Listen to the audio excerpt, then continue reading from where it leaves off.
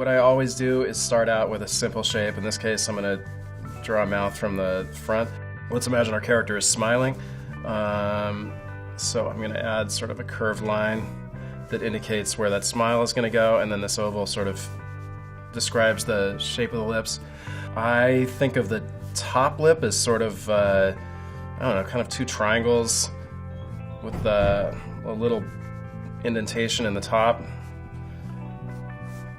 I think of the bottom lip, I tend to, again, just map out a sort of a little square shape to describe the bottom lip, and then bring up the sides like that. The bottom lip tends to be a little bit thicker than the top lip. And again, now that I've got those basic shapes, boom, I'm just gonna lay in the actual lines. One thing that really helps a mouth look realistic is when you get this little shape. I don't know why, but top lips always do this little funny thing in the middle.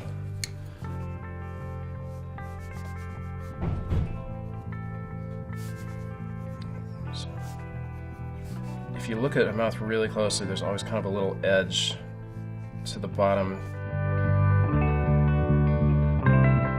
And again, now I'm just adding my shading lines that sort of, they describe the light hitting the mouth, but they also sort of describe the actual shape of it. So now we'll give you the same mouth with a more neutral expression. When the mouth smiles, the lips sort of tend to get a little thinner. So if I drew this exact same mouth in a more neutral expression, the lips would appear a tiny bit fuller.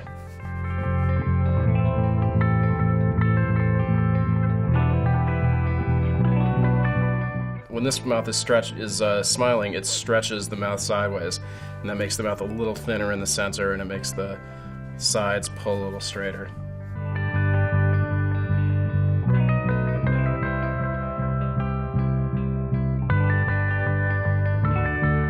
So let's imagine this character is smiling with her mouth open.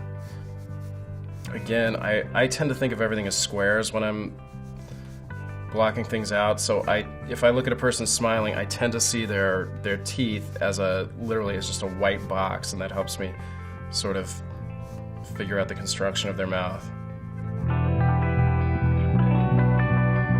And again, when the character's smiling, it's gonna stretch those lips out. So this little bump in the center of the top lip is gonna flatten out when they smile.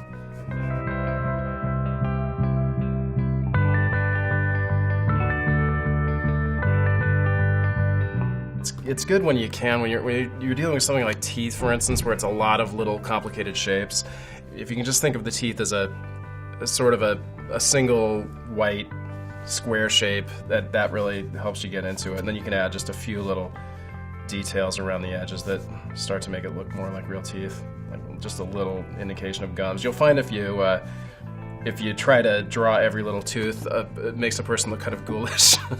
So I just tend to do just a few little nicks around the edges that sort of give the impression of some teeth. So now I'll show you more of a side view and how to sort of construct that.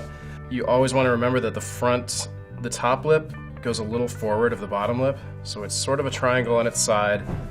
That'll be the mouth. And that top lip is just gonna, this little bumpy part in the center here is just gonna overlap that bottom lip, kind of like that. The bottom lip again is a little bit fuller. It's a little bit more circular in shape. The top lip looks a little more triangular from the side, I mean.